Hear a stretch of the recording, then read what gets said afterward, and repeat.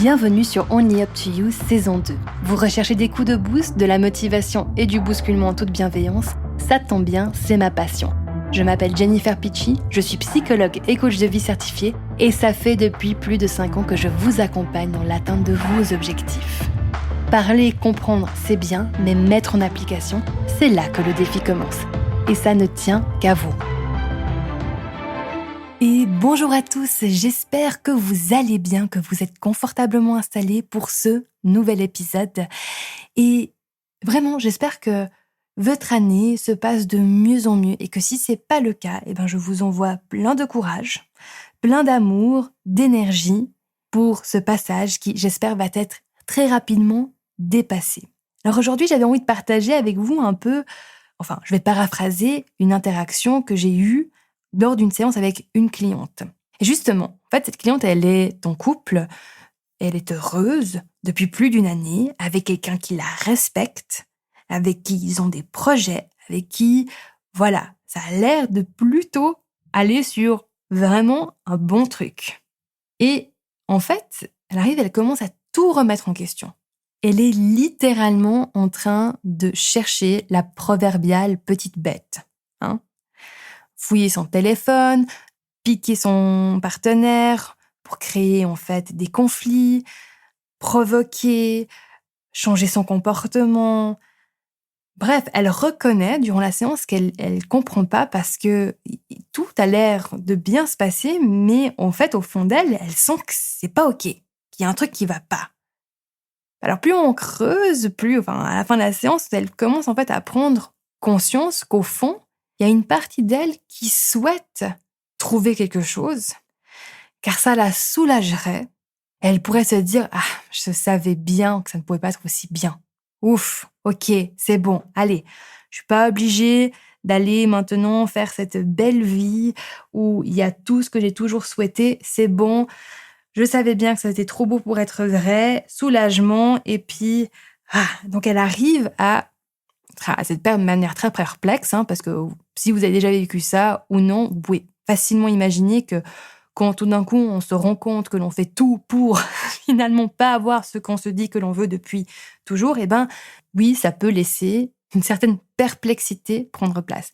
Et là, j'ai immédiatement fait le lien avec le livre qui s'appelle The Big Leap, que je vous mets en note de podcast, de Gay Hendricks, que je vous recommande de lire.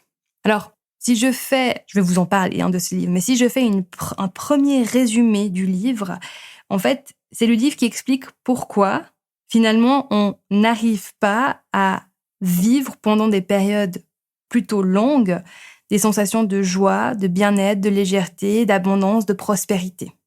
Pourquoi est-ce qu'il y a des vagues, Et communément, on appelle ça de l'auto-sabotage, parce qu'on a peur d'être heureux, parce que l'on a peur de réussir, etc.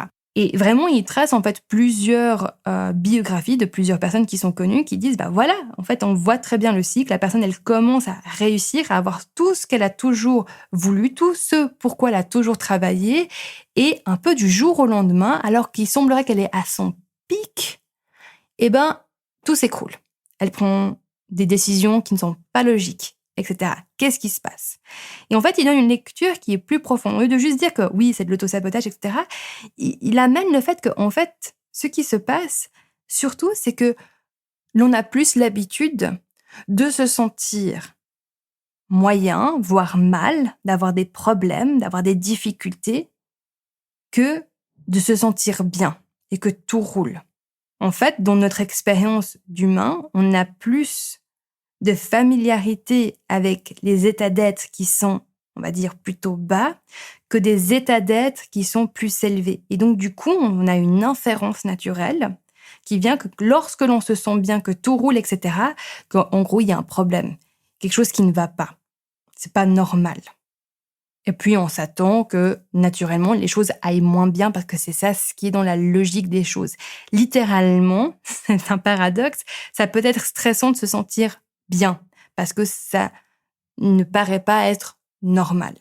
Papy et mamie, nos 2 propriétaires, nos 2 vieux schnocks dans la tête, ils trouvent ça très suspicieux. Et comme vous le savez, papy et mamie, ils aiment avoir raison. et se sentir justifiés dans leurs croyances, dans ce qu'ils pensent. Même si c'est inconfortable, ils préfèrent se dire « on a raison, la vie c'est comme ça, point, nous avons nos certitudes », plutôt que de se rendre compte qu'ils ont eu tort, peut-être, de penser cela ou de toujours croire cela. C'est ça, même la nuance même d'une croyance, c'est qu'elle est tellement forte, elle fait tellement partie de notre ADN, de notre squelette, même de notre colonne vertébrale, que quand on commence à dire, en fait, non, on va enlever cette colonne vertébrale et on va mettre une autre, c'est pas du tout agréable, en fait, pour le corps, pour la tête, pour les émotions, pour tout. Et donc, l'invitation première, c'est de vous encourager, en fait, à développer une endurance, à vous sentir bien. Ça, c'est vraiment un paradoxe, mais honnêtement, lisez ce livre et j'espère pour vous qu'il va vous apporter autant de déclics qu'il m'a apporté. Et donc, c'est justement parce que l'on a de la peine à ressentir pendant aussi longtemps ces belles choses que l'on a une tendance à limiter notre propre bonheur. Parce que, au fond, on se dit qu'on ne mérite pas que les choses se passent bien tout le temps.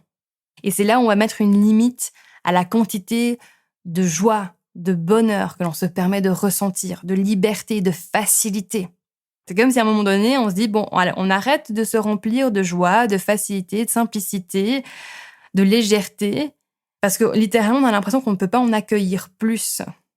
Et puis, comme s'il faut à un moment donné, arrêter de remplir le vase, de dire non, si vous remplissez plus, en fait, il y aura trop de poids à l'intérieur, ça va éclater, le système ne peut pas accueillir autant de bien-être, autant de joie. Et plus subtilement, c'est aussi qu'on a des modalités profondes qui nous bloquent.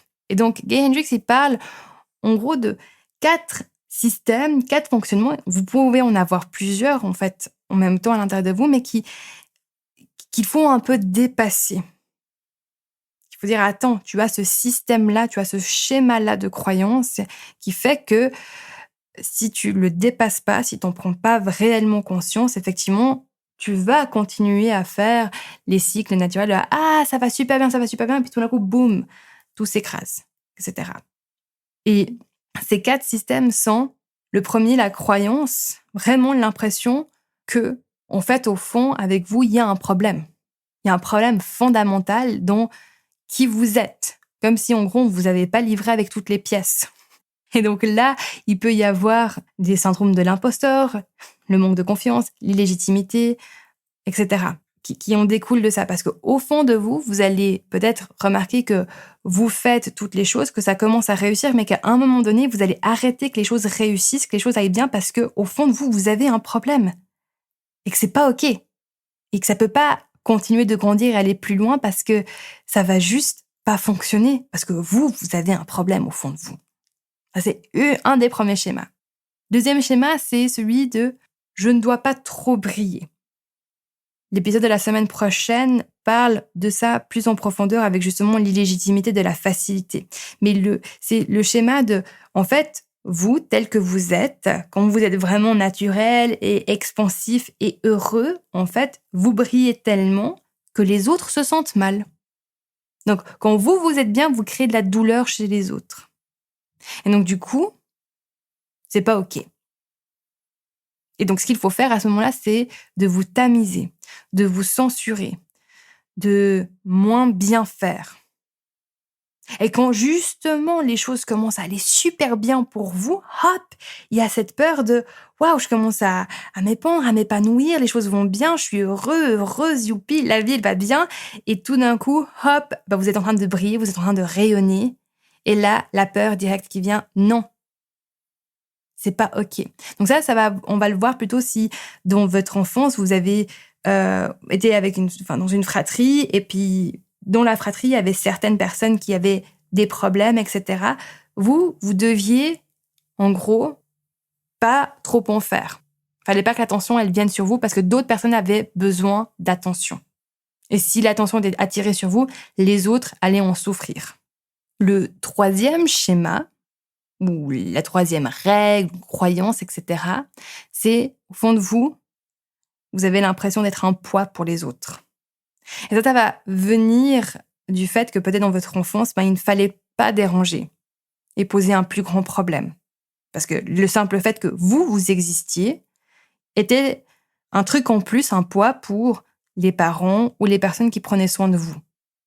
Il peut aussi avoir aussi plus profondément que votre existence même a perturbé la vie de votre famille, des autres. Ça s'inscrit un peu dans les gènes. Et il y a ce côté de « je ne dois pas être un poids pour les autres ». Donc, plus je vais vivre, plus je vais prendre de l'ampleur, plus je vais être bien joyeux, plus je vais être en train de prendre de la place, plus, du coup, les autres vont encore devoir plus s'adapter à mon existence. Et en gros, vous allez arrêter de grandir, de vous expanser parce que vous n'avez pas envie que les autres aient besoin d'ajuster leur vie pour continuer de faire partie de la vôtre, d'une certaine manière. Donc, par exemple, au niveau des carrières, c'est ce que l'on va remarquer quand une personne va refuser une promotion, alors qu'elle a bossé pour, etc., parce qu'il y a le « non, je n'ai pas le droit d'imposer ça à mes proches, parce que je suis déjà un poids pour eux. Mon existence est un poids. » Et puis finalement, il y a le 4e schéma ou système de croyance qui est celui de la loyauté familiale et plutôt le côté si je fais quelque chose qui est différent de ce que la famille prévoit pour moi, anticipe pour moi, projette sur moi, c'est sûr qu'à un moment donné, je vais être punie pour ça.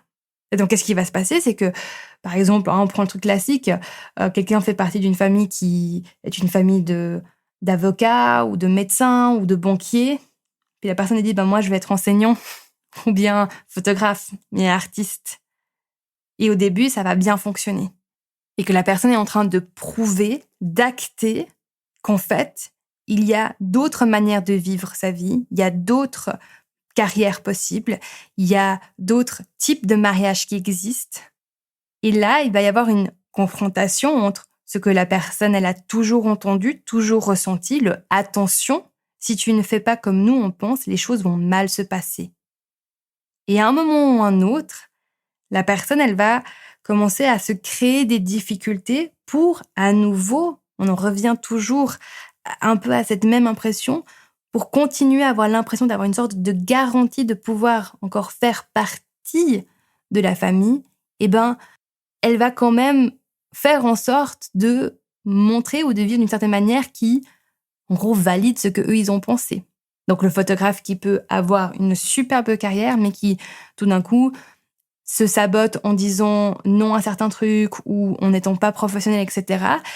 Au fond, c'est pour creuser, pour dire, oui, mais finalement, ma famille elle avait raison, j'allais jamais réussir en tant que photographe, c'est normal d'être puni. Et donc, du coup, ça sert à rien que je réessaye ou que je continue de persévérer parce que c'est pas juste. Ce n'est pas comme ça que les choses doivent être faites. C'est pas dans l'ordre des choses. Voilà. Bon. Je me demande quels sont les schémas qui ont le plus résonné avec vous. N'hésitez pas à venir me faire un coucou pour partager, qu'est-ce que ça a résonné avec vous sur les réseaux sociaux. Si tout cela a beaucoup résonné avec vous, je vous laisse venir vous inscrire à Unlocking You parce que tout Unlocking You, en fait, travaille sur ces schémas-là, mais à plusieurs niveaux, que ce soit sur le plan émotionnel, sur le plan mental, sur le plan inconscient. Parce que vous en conviendrez, c'est quelque chose qui est subtil, qui est très profond, donc c'est pas quelque chose que l'on arrive à faire pivoter tout de suite en un coup de baguette.